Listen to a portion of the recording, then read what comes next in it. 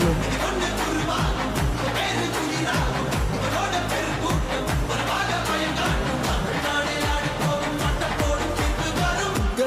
உங்க விஜய் உயிர் வரனா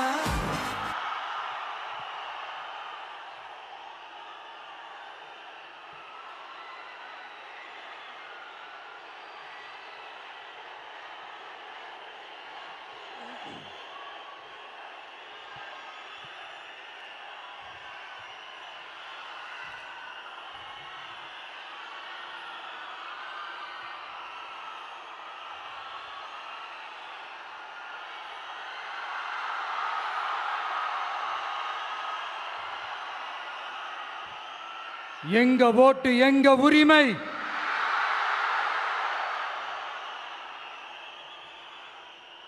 எங்களை யாரும் விலைக்கு வாங்க முடியாது.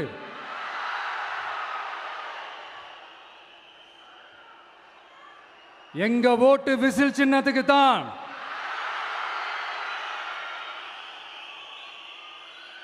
யாரையும் நம்பி ஏமாற மாட்டோம். எங்க வார்த்தையிலிருந்து மாற மாட்டோம். இது நிஜம். தேங்க்யூ.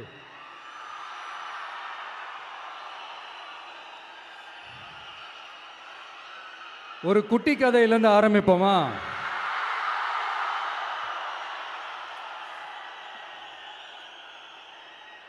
ஒரு பெரிய ஊரு, ஒரு 4 ரோடு ஜாயிண்ட் ஆகிற மாதிரி ஒரு ஜங்ஷன், ஒரு பிஸியான ஏரியா, ஆள் நடமாட்டம் அதிகமாக இருக்கக்கூடிய ஒரு ஏரியா. அங்கே சென்டரில் ஒரு முரட்டு ஜல்லிக்கட்டு காலை ஒன்று நின்றுட்டுருக்குது. காலில் மண்ணை வீசிக்கிட்டு சீறிக்கிட்டு அப்படியே நின்றுட்டுருக்குது. யாருமே பக்கத்தில் போக முடியல.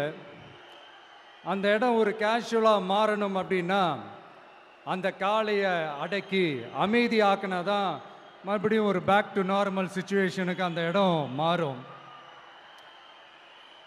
அந்த ஊரில் இருக்கிற ஒரு சில பேருக்கு மட்டும்தான் அந்த காளை அடங்கும். அவங்க யாருமே அங்கே இல்லை. ஆனால் அந்த க்ரௌடில் இருந்த ஒரு சில பேர், ஆல்ரெடி அந்த காளையை அடக்கணங்களோடு இருந்த ஒரு சில பேர், எங்களுக்கு இல்லாத அனுபவமா? நாங்க பார்க்காத காளையா? நாங்க பார்க்காத மாடா? நாங்க போய் அடக்குறோம்னு சொல்லிட்டு உள்ள போறாங்க. ஒருத்தராலையும் அந்த காளையை தொடக்கூட முடியல. எல்லாரையும் அடிச்சு வீசி தூக்கி போட்டுருச்சு. இப்போ என்னடா பண்றது அப்படின்னு பார்க்கும்போது அந்த கூட்டத்தை விலக்கிட்டு ஒரு சின்ன பையன் ஒரு என்ட்ரி ஒன்று கொடுக்குறான். உங்களுக்கு தான் தெரியும்ல, டேய் எங்களாலே முடியல, நீ எல்லாம் என்னத்தை போய் கிழிக்க போற? எங்களுக்கு அவ்வளோ அனுபவம் இருக்குது, நாங்களே அடிபட்டு ஓரமாக படுத்து கிடக்கிறோம். இவன் விளையாட்டுத்தனமா ஏதோ பண்ணிட்டு கிடக்கிறான், பாவம் அந்த காளைகிட்ட போய் அடிபட்டு சாவ போறான். பச்சா பையன், அந்த பையன், இந்த பையன், அண்டர் எஸ்டிமேட் பண்றது, ஏளனமா பேசுறது, இப்படி ஒரு பக்கம். இன்னொரு பக்கம் பரிதாபப்பட்டு, ஐயோ பாவமே, இப்படி தனியா போய் மாட்டிக்கிட்டானே அந்த காளைகிட்ட, என்ன பண்ண போறானோ அப்படின்ட்டு ஒரு பக்கம் பரிதாபப்பட்டு பேசுறாங்க. அந்த சின்ன பையன் எதுவுமே காதலையே போட்டுக்காம 2 பாக்கெட்லையும் கையை விட்டுக்கிட்டு ஸ்டைலா கெத்தா தில்லா அப்படியே உள்ள போறான். ஒரு ஸ்டெப் எடுத்து வைக்கிறான், அந்த காலை அப்படியே சீறிக்கிட்டே நின்றுட்டு இருக்குது. இன்னொரு ஸ்டெப் எடுத்து வைக்கிறான், காலை அப்படியே சீறிக்கிட்டே முன்னாடி வருது. மக்கள் எல்லாரும் பதட்டத்தோடு அப்படியே பார்த்துட்டு இருக்கிறாங்க. இன்னொரு ஸ்டெப் எடுத்து வைக்கிறான், காலை அப்படியே முட்டை வரும்போது பாக்கெட்டுக்குள்ள மறைச்சி வச்சிருந்த 2 புல்லுக்கட்டு அதை அந்த காலை கிட்ட காட்டுறான். காலை அப்படியே சடனா வந்து நின்று அது மூடெல்லாம் மாறி அந்த புல்லுக்கட்டை சாப்பிட ஆரம்பிச்சிருச்சு. அந்த சின்ன பையனும் அந்த காளையை அப்படியே தடவிக்கிட்டு வரான். காளையும் பக்கத்தில் ஒரு குழந்தை மாதிரி நடந்து வந்துக்கிட்டு வருது. பக்கத்தில் இருந்த ஒரு வயல்வெளியில் அந்த காளையை மேய விட்டுட்டு வரான். மக்கள் எல்லாரும் அந்த பையனை ஆச்சரியமாக பார்க்குறாங்க. அந்த அடிபட்டு கிடந்த அந்த அனுபவசாலிங்க தலையை தொங்க போட்டு நின்றுட்டு இருக்கிறாங்க. ஏன்னா பேசின பேச்சு அப்படி. வாய் இருக்குன்றதுக்காக நக்கலுமா நையாண்டியுமா நச நச நச நசன் ஒரே பேச்சு.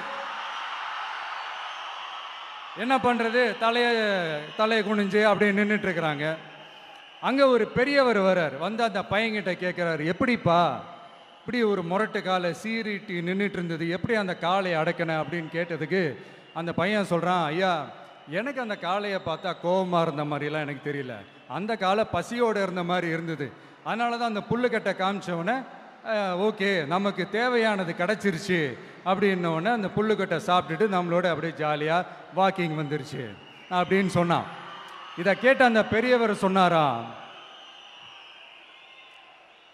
இந்த சின்னவங்க பெரியவங்க அனுபவம் இருக்கிறவங்க அனுபவம் இல்லாதவங்க இதெல்லாம் விஷயமே கிடையாது. யாரா இருந்தாலும் அந்த சூழலுக்கு ஏற்ற மாதிரி அந்த சிச்சுவேஷனுக்கு தகுந்த மாதிரி என்ன பண்ணி அந்த ப்ராப்ளமை சால்வ் பண்ணுறான், ஏது பண்ணி அந்த ப்ராப்ளமை சால்வ் பண்ணுறான், அதுதான் விஷயமே, அதுதான் மேட்ரு. ஸோ நீ சூப்பர்ப்பா, என்ன ப்ராப்ளம் வந்தாலும் நீ சால்வ் பண்ணிடுவ அப்படின்னு முதுகில் தட்டி கொடுத்துட்டு அந்த பெரியவர் போகிறார். இப்போ அந்த கதையில் அந்த முரட்டு ஜல்லிக்கட்டு காலை தான் நம்ம தமிழ்நாட்டு அரசியல் களம். அந்த பெரியவர் தான் நம்ம தமிழக மக்கள். அந்த பாக்கெட்டுக்குள்ள ஸ்டைலா தில்லா கெத்தா ஒருத்தன் உள்ள வந்தான் பாருங்க, அவன்தான்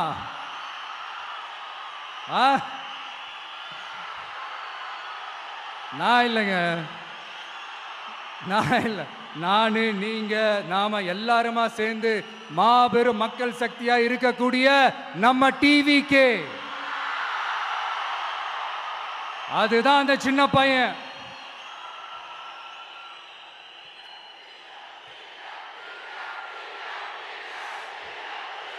தேங்க்யூ தேங்க்யூ தேங்க்யூ.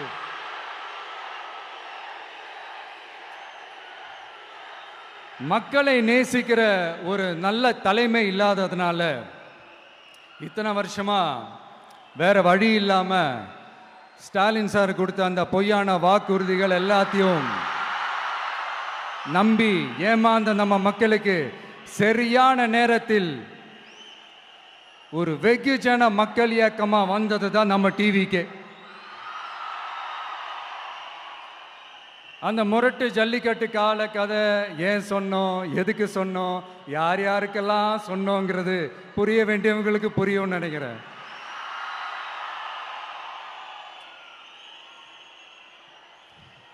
இப்போ நாம ஒவ்வொரு வீட்டில் உயிரா உணர்வா இருக்கிறோம். ஆனால் நான் உங்கள் எல்லாரையும் நேரில் சந்திக்கணும், நீங்கள் இருக்கிற ஊருக்கே உங்களை சந்திக்கணும் அப்படின்றது தான் எனக்கு மனசில் இருக்கிற ஒரு பெரிய ஆசை. ஆனால் அந்த சிச்சுவேஷன் ஒரு எதிர்கட்சியாக இருந்து கேள்வி கேட்டுக்கிட்டு இருக்கிற இந்த நேரத்தில் நமக்கு எதிராக என்ன சூழ்ச்சிகள்லாம் நடக்குதுன்றது உங்கள் எல்லாருக்குமே நல்லா தெரியும். அதனால் இப்போ உங்களுக்கு ஒரு வாக்குறுதியை கொடுக்குறேன், நம்மளுடைய ஆட்சி அமைஞ்சதும் ஒவ்வொரு கிராமத்துக்கும் நான் நேரடியா வந்து என்னுடைய சொந்தங்களாகிய உங்க எல்லாரையும் நான் சந்திக்கிறேன்.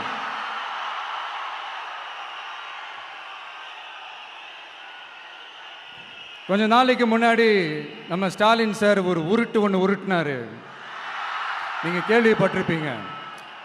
இப்போ வரப்போற எலெக்ஷன் எதுக்கான எலெக்ஷன்? நம்ம சட்டமன்ற தமிழ்நாடு சட்டசபைக்கான ஒரு தேர்தல் இல்லையா? இதே தமிழ்நாட்டுக்கும் டெல்லிக்குமான ஒரு எலெக்ஷன் அப்படின்னு சொல்கிறாங்க. இன்னும் கொஞ்சம் மேலே போய் தமிழ்நாட்டுக்கும் என்டிஏவுக்குமான ஒரு எலெக்ஷன் அப்படின்னு சொல்கிறாங்க. என்ன சார், டெல்லியில் ஏதாவது நிற்க போகிறீங்களா?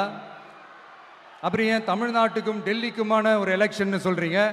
அப்புறம் இது ஏதாவது பார்லிமெண்ட் எலெக்ஷனா, பிரதமர் பதவிக்கு ஏதாவது போட்டி போடுறீங்களா? அப்புறம் ஏன் அதை தமிழ்நாட்டுக்கும் என்டிஏவுக்குமான ஒரு எலெக்ஷன் சொல்கிறீங்க? எங்களுக்கு புரியலையே சார், இது என்ன லாஜிக்னு எங்களுக்கு புரியலையே. எந்த எலெக்ஷனை எப்படி டீல் பண்ணணும், எப்படி ஹேண்டில் பண்ணணுன்றது நம்ம தமிழ்நாட்டு மக்களுக்கு தெளிவாக தெரியும். நம்ம தமிழ்நாட்டு மக்கள் மாதிரி ஒரு தெளிவான மக்களை நீங்க பார்க்கவே முடியாது. சூப்பர் கிளாரிட்டியோட சூப்பர் மக்கள் சார் நம்ம மக்கள். இந்த போருக்கு போறதுக்கு முன்னாடி தான் இந்த படை பரிவாரங்களோட போவாங்கன்னு கேள்விப்பட்டிருக்கிறேன்.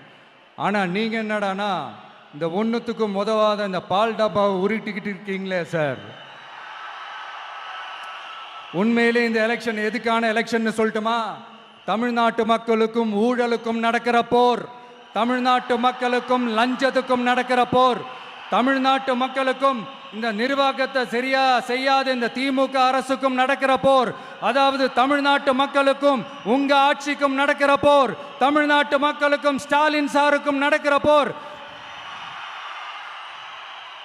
இன்னும் சுருக்கமா சொல்லணும்னா விஜய்க்கும் ஸ்டாலின் சாருக்கும் நடக்கிற போர்.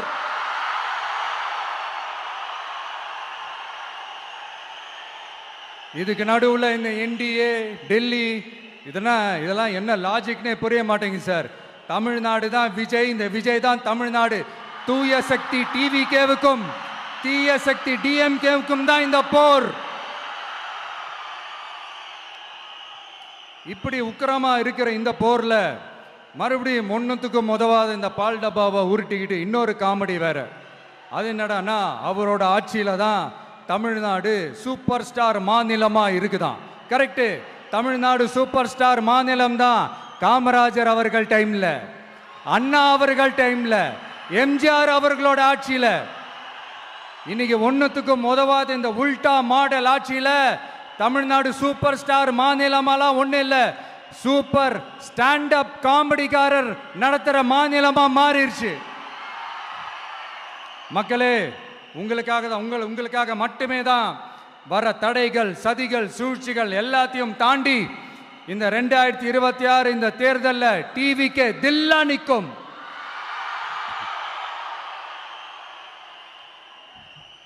இதுவரைக்கும் நடந்த எலெக்ஷன் வேற, இப்ப நடக்க போற எலெக்ஷன் வேற.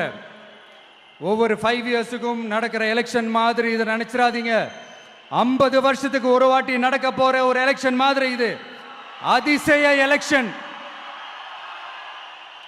ஒரு எலெக்ஷன்ல அவங்களோட எதிரிகளை தான் எதிர்ப்பாங்க, அப்படிதான் எதிர்ப்பாங்க, அதுதான் யதார்த்தமும் கூட. ஆனா இந்த எலெக்ஷன்ல தான் ஒட்டுமொத்தமா எல்லாருமா சேர்ந்து ஒருத்தனை எதிர்க்கிறாங்க. ஒட்டுமொத்தமா எல்லாருமா சேர்ந்து இந்த விஜயை எதிர்க்கிறாங்க. ஏன்னா இந்த விஜய் ஊழலை எதிர்க்கிறான், லஞ்சத்தை எதிர்க்கிறான், மக்களோட மக்களா நிக்கிறான். அந்த மக்கள் அவன் கூட நிக்கிறாங்க. அந்த காண்டு எப்படி? அந்த காண்டு தான் ஒட்டுமொத்தமா எல்லாருமா சேர்ந்து ஒருத்தனை எதிர்க்க காரணம். நீங்க எப்படி வேணா எதிர்த்துக்காங்க, ஆனா போட்டி ரெண்டு பேருக்கு நடுவுல தான். ஒண்ணு இன்னொன்னு. இந்த எலெக்ஷன் டேல மேக்சிமம் என்ன பண்ணுவீங்க? போவீங்க, ஓட்டு போடுவீங்க, வருவீங்க, அவ்வளவுதான் உங்களுடைய பார்ட்டிசிபேஷன். ஆனா இந்த எலெக்ஷன்ல நீங்க பங்கெடுத்துக்க போறீங்க. எஸ், உங்க வீட்டில் இருக்கிற ஒரு விஜய் தான், உங்க வீட்டில் இருக்கிற ஒரு விஜய் தான் வேட்பாளரா நிக்க போறாங்க. உங்க வீட்டில் நிக்கிற ஒரு வேட்பாளர்னா அப்போ உங்க வீட்டில் இருக்கிற மற்றவங்க எல்லாருமே வாக்காளர்கள் தானே. உங்க அம்மா, உங்க அப்பா, உங்க அண்ணன், உங்க தம்பி, உங்க சொந்தம் டிவிக்கே வேட்பாளர் அப்படின்னா அப்போ உங்க ஓட்டு விசில் சின்னத்துக்கு தான் எல்லாருக்குமே தெரியும். ஏன், நம்மளோட எதிரிகளுக்கு கூட அது நல்லாவே தெரியும். அதனாலதான் நமக்கு எதிராக அவ்வளவு அவதூறு பரப்புறாங்க. என்னென்ன அவதூறு பரப்புறாங்கன்றது உங்களுக்கே நல்லா தெரியும். ஆனா அவங்களுக்கு தெரியாது, ஏன் மேல அவதூறு பரப்புனா அது மக்கள் மேல அவதூறு பரப்புற மாதிரின்னு. எனக்கு அரசியல் தெரியலன்னு சொன்னா அது மக்களுக்கு அரசியல் தெரியலன்னு சொல்ற மாதிரின்னு. என்ன அசிங்கமா பேசினா அது மக்கள் அசிங்கமா பேசுற மாதிரின்னு.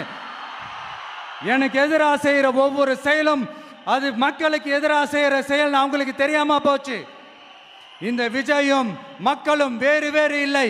இந்த விஜயும் மக்களும் ரத்தமும் சதையும் மாறி, உடலும் உயிரும் மாறி, ஒன்னிலிருந்து ஒண்ண பிரிக்கவே முடியாது.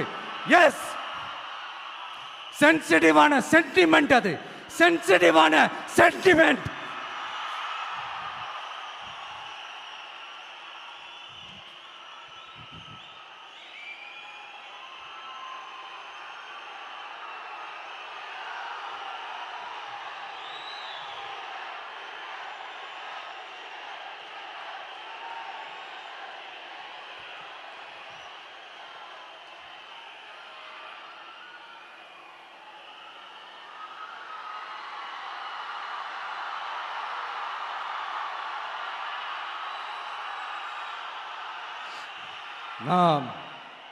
சாரி, இதை யாரும் அசைக்க முடியாது. மக்களை நேசிக்கிற விஜய் வேணுமா, மக்கள் விரோத ஆட்சி நடத்துற ஸ்டாலின் சார் வேணுமா? இந்த விஜய் நம்புறீங்களா, ஸ்டாலின் சார் நம்புறீங்களா? Proof, this is the proof.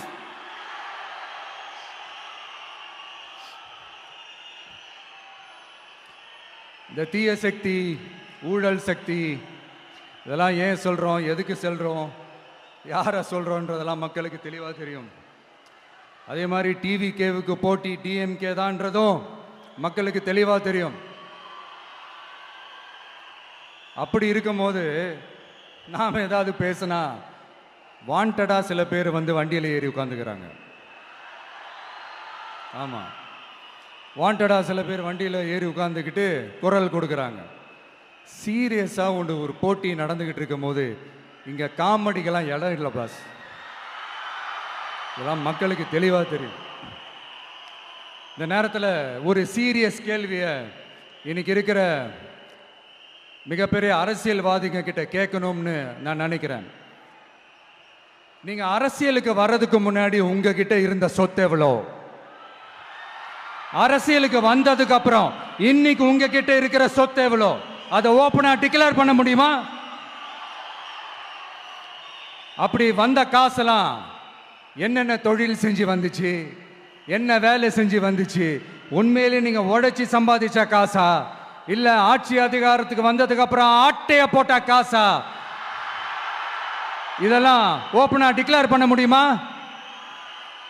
இதெல்லாம் நம்ம கேட்டா எல்லா ஊழல்வாதிகளும் ஒன்னா சேர்ந்து நம்ம மேல சேத்தவாரி வீசுவாங்க. அதை பத்திலாம் நமக்கு கவலை இல்லை. ஏன்னா நாம யாருன்னு மக்களுக்கு நல்லாவே தெரியும். எனக்கு ஒரு புது ஃப்ரெண்டு, புது நண்பர் ஒருத்தர் கிடைச்சிருக்காரு. யார் தெரியுமா? தெரியாதா? முதல்வர் அவர்கள் தான். இப்போ ஒரு நிருபர் ஒருத்தர் கேட்ட கேள்விக்கு எனக்கு எதிரிகள்லாம் யாரும் இல்லை, அவங்க எல்லாருமே எனக்கு நண்பர்கள் தான் அப்படின்னு சொன்னாங்களே. அப்படி நாங்கெல்லாம் உங்களுக்கு நண்பர்கள்னா அப்புறம் ஏன் சார் கரூர் விஷயத்துல ஏன் மேல பழி தூக்கி போட்டீங்க?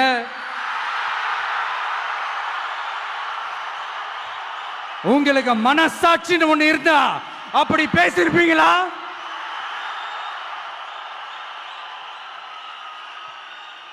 அப்படி நாங்களாம் உங்களுக்கு நண்பர்கள்னா ஒரு ஈவெண்ட், ஒரு ஃபங்க்ஷன் நடத்துறதுக்கு ஒரு இடமோ ஒரு பர்மிஷனோ ஏன் கொடுக்க மாட்டேன்றீங்க? எல்லாத்தையும் நீங்களே பண்ணிட்டு போற போக்கில் அப்படியே பொய்களா அடிச்சு விட்டுக்கிட்டு இருக்கீங்க. உங்களோட உண்மையான நண்பர்கள் யாருன்னு சொல்லட்டுமா? லஞ்சம், ஊழல், அரசியல் ஆதாயம், இதெல்லாம் தான் உங்களோட உண்மையான நண்பர்கள். பர்சனலா நீங்க எப்படி வேணா இருந்துக்கங்க சார், நமக்கு அதை பத்தி கவலை இல்லை, நமக்கு அது அவசியமும் இல்லை. ஆனா உங்க ஆட்சி தான் தப்பான ஆட்சி, தமிழ்நாட்டுக்கு தேவையில்லாத ஆட்சி. கொஞ்ச நாளைக்கு முன்னாடி கற்பனையா ஒரு விஷயம் ஒன்று சொன்னேன். இந்த முதல்வர் கூட விசில் சின்னத்துக்கு தான் வாக்களிப்பாரு அப்படின்ட்டு கற்பனையா ஒன்று சொன்னேன். ஆனா இன்னைக்கு நிஜமாவே நமக்கு ஆதரவா ஒரு கோஷத்தை எழுப்பியிருக்கிறாங்க. அது என்ன தெரியுமா? எங்க வாக்கு சாவடி வெற்றி வாக்கு சாவடியா. அதுக்கு அர்த்தம் என்ன தெரியுமா? எங்க வாக்கு சாவடி விஜய் வாக்கு சாவடின்னு அர்த்தம்.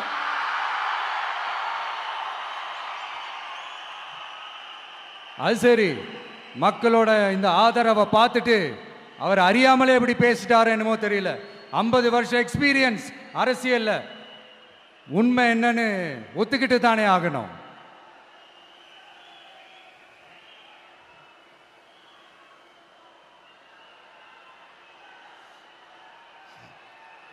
ஜனநாயகம்ங்கிறது பெரும்பான்மை ஆட்சி அதிகாரம் சார்ந்தது மட்டும் இல்லை, சிறுபான்மை மக்களின் உரிமைகள் உணர்வுகளும் புனிதம்னு நினைச்சு அதையெல்லாம் காப்பதற்கு பெயர் தான் ஜனநாயகம்னு 1963 அறிஞர் அண்ணா பார்லிமெண்ட்ல பேசினதை நாம இங்க சொல்றது ரொம்ப பொருத்தமா இருக்கும்.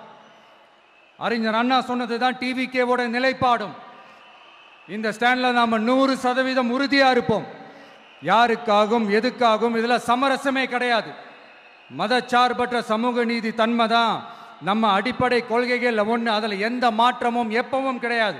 ஆனால் இதெல்லாம் மறந்துட்டு எப்படியாவது எதையாவது செஞ்சு ஓட்டு வாங்குறதுக்காகவே இங்கே சில பேர் இருக்கிறாங்க. அவங்கள மாதிரி நமக்கு அப்படி சில பிரச்சனைகள்ல எரியற நெருப்புல எண்ணெயை ஊத்துற எண்ணமே இல்லை.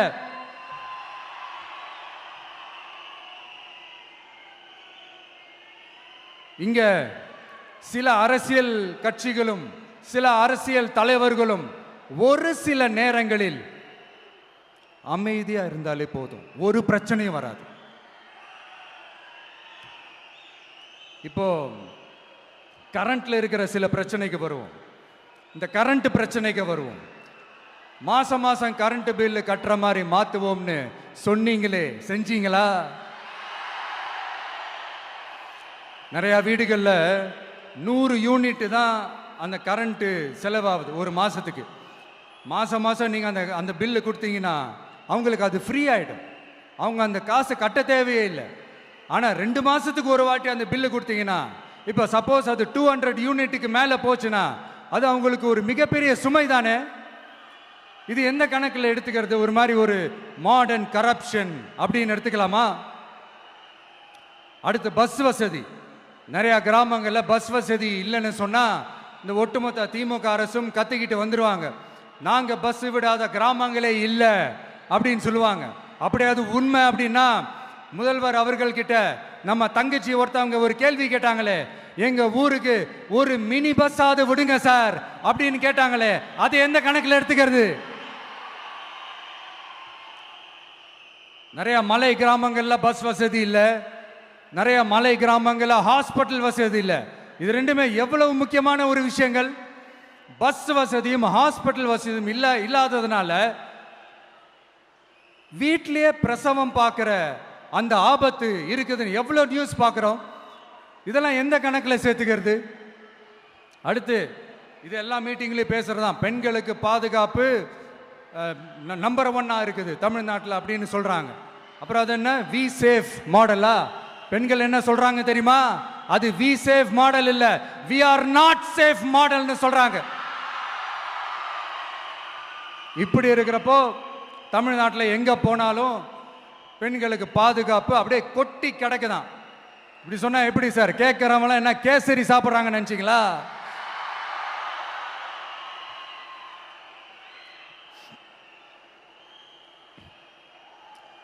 அடுத்து இந்த சட்டம் ஒழுங்கு, அது காணாம போய் ரொம்ப நாள் ஆச்சு.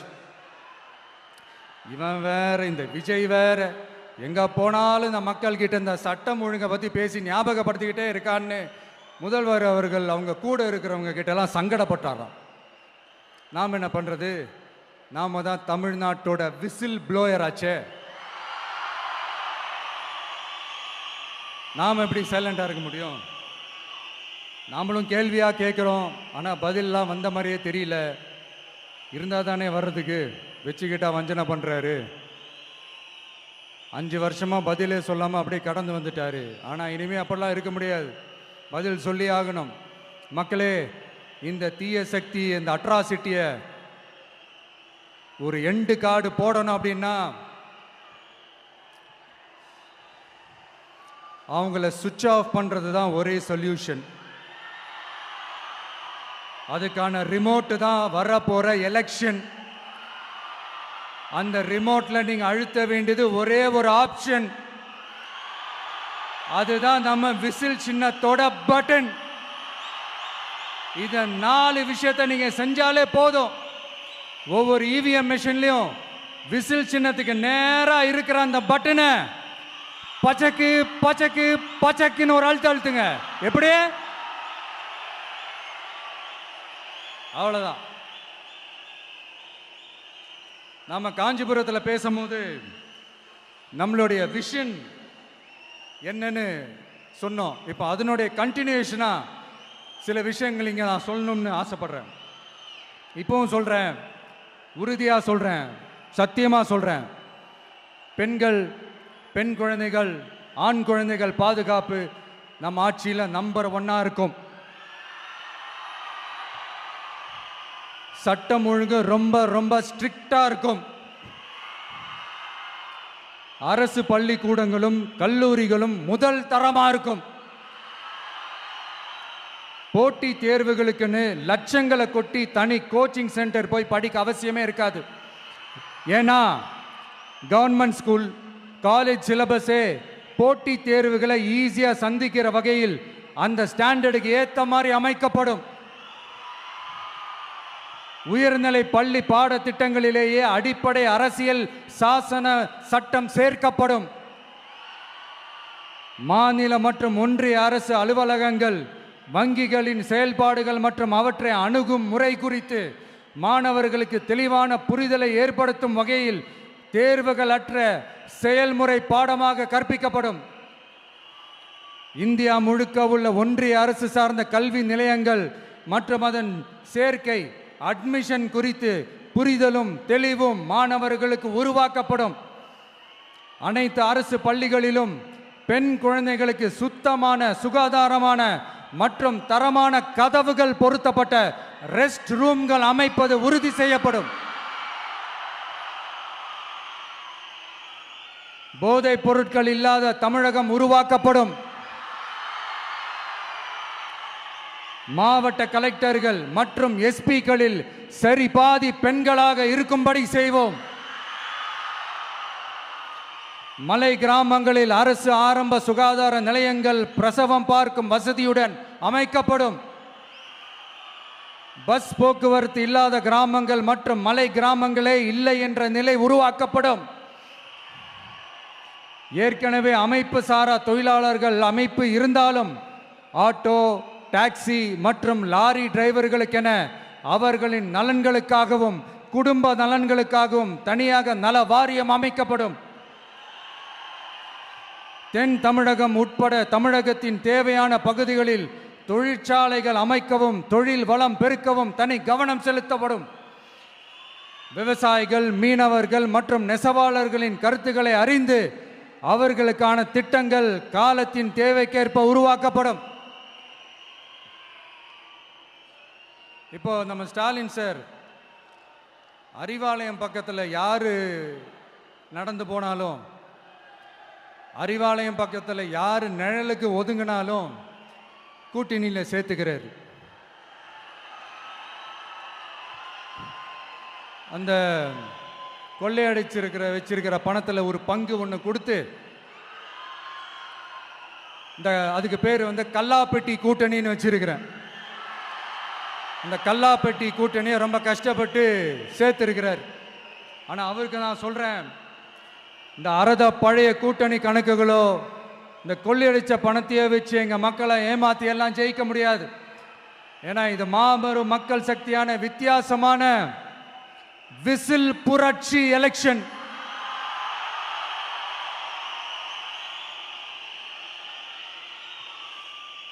உங்களோட நான் இருக்கேன், நம்மளோட நம்ம மக்கள் இருக்கிறாங்க. இதுக்கு மேல என்ன வேணும்?